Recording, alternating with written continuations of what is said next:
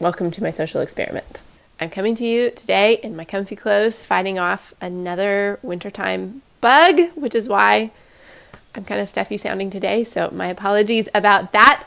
To respond to Shane Gillis' latest SNL monologue, I responded to his SNL monologue just almost exactly a year ago. He had a lot of comments in his last video or his last monologue about disability, which is why I was commenting on it. The responses to that, it is still my most viewed video on YouTube. 330 some comments, most of which hated my guts. So when I saw that he had another SNL monologue, I was like, I've had almost a year to recover from from the feedback that I got on the last one.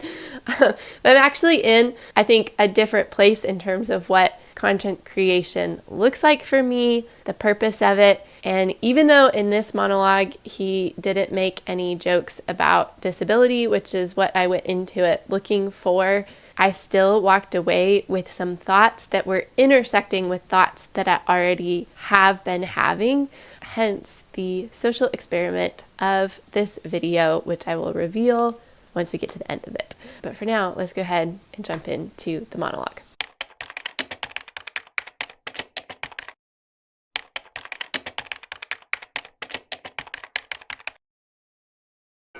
It's wonderful to be here. Thank you guys. I don't think he had the mustache last time. This was bumming me out a little. I don't know, I just realized we'll never get to see Donald Trump debate ever again. That kind of a bummer? Even if you don't like him, that was fun. We had fun, right? That was fun. Now he's in office. That's still funny. It's questionable. You guys are having fun. He's already hitting us with like 5th grade level ideas, which is fun. Gulf of America? Do you ever think about that? I like it. My favorite thing about Biden was anytime he was giving a speech, in between teleprompters, his face would go back to being dead. You remember that? He'd be like, ah! I'm serious. Look, I get it. You guys are pretty liberal here. I understand being liberal, dude. It feels good. It's powerful. It's too powerful, dude. It's like the Sith. You like lose yourself, dude. Somebody says something you don't like at work, you're like,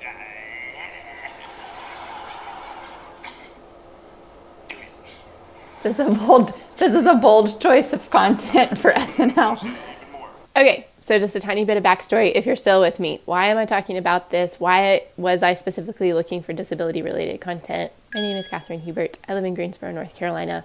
I am a restaurant owner, and my business has an integrated hiring model, which means 50% of my staff is disabled and 50% of my staff is non-disabled.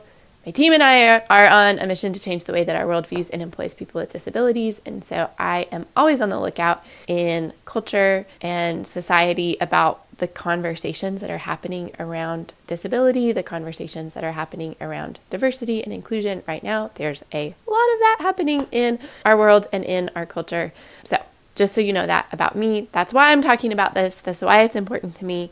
Something that I've been thinking about a lot recently is that our political groups in American culture right now, if you have the conservatives on one side and you have the liberals on the other, they're becoming more and more siloed, and the space between them seems to be getting wider. The information that one group is getting is not necessarily the information that the other group is getting. There's not a lot of room for dialogue or conversation to have in maybe a more middle ground. Things are becoming more and more polarized. And I think that can put society into a pretty precarious and dangerous place, which is why I'm interested in figuring out how do we actually hold conversation between these two parties, between these two groups. You may be watching this being like, girl, you're way overreacting to this video.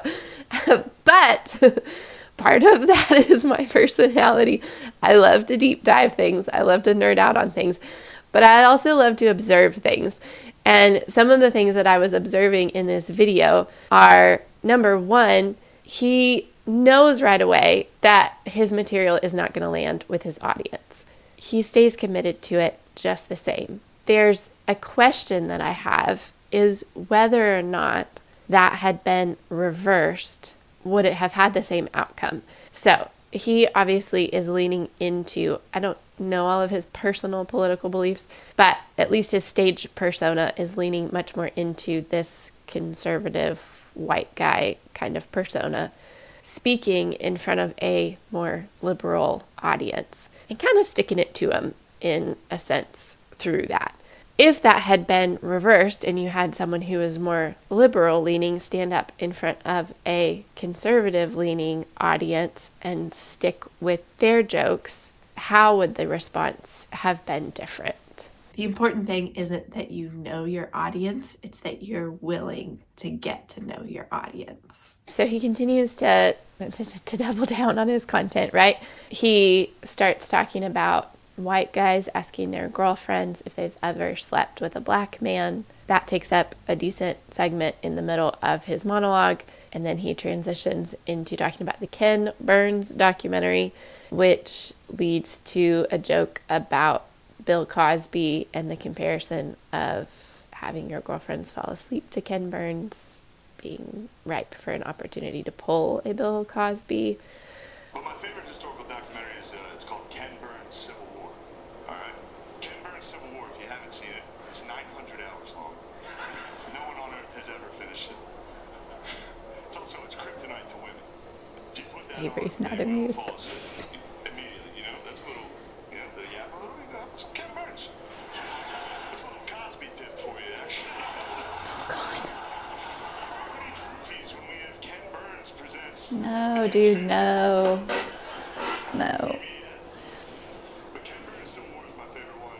So we're definitely in more racist territory, and we're also in sexual assault territory, neither of which I personally find to be funny. In that, though, I think there's this really interesting comparison back to the beginning of his monologue when he's talking about liberals being powerful, that it feels really good. You have all this power. He compares liberals to the bad guys from Star Wars. They have too much power. They get sucked into it, which is an interesting statement and dichotomy to make based on the jokes that then he proceeds to make, because I think if you're paying attention to it, and he does it in somewhat of a disarming way, because he's kind of got this like bumbling, ha ha ha, it's not going so great, sheepish way of presenting material, but really he's holding a significant place of power and demonstrating that through this monologue. There are a lot of people that wouldn't be able to get up in front of a group of people and make those jokes and get paid for them, make those jokes and get away with them. So this idea, I think I'm ruining my own social experiment. My social experiment was going to be, can I talk about this in a way that bridges a gap? That invites people in and doesn't push them out and doesn't make them just totally hate me. Not because I am worried about being hated, but because I'm so curious about, can we have a conversation about something where we have a different view and a different understanding of what's going on, but still talk about it. I want to believe that there's a way to do that. And as I'm hearing myself actually give my opinion, I know it's not going to land with people who are avid Shane Gillis supporters. So my social experiment maybe failed in this video, but part of where I'm coming from is that I understand both of these worlds. I grew up in a very conservative environment. I understand the language. I understand the beliefs. Over the course of my 20s into my 30s, I started to really question and reevaluate a lot of where my beliefs and my perspectives were coming from. And so the place that I'm in now in my mid-30s is very different than where I was at when I was a teenager or I was in my 20s. But I see a lot of times where things are getting missed, where the messaging of the liberal group is not landing with a conservative group and vice versa. So I'm like, how do we create a space? And I always think, I'll preface that by saying, I always think that there's going to be things on the fringes that just aren't, there's too much distance between them to bring them together. But I don't think that that's most of the world. I don't think that's most of civilization. I think that there's a lot more Venn diagram overlap where conversations and dialogue could be happening, and that it's really important that it is happening.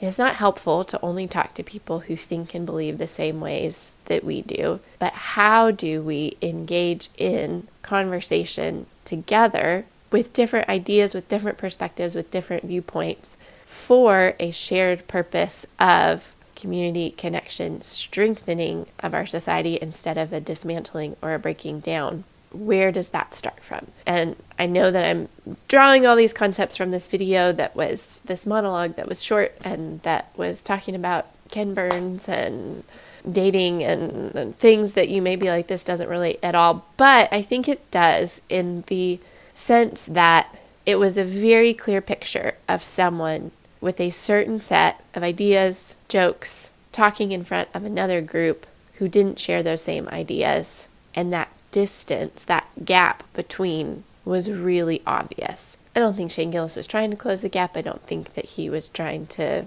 change his content or to be flexible in what he talked about. So that is what it is.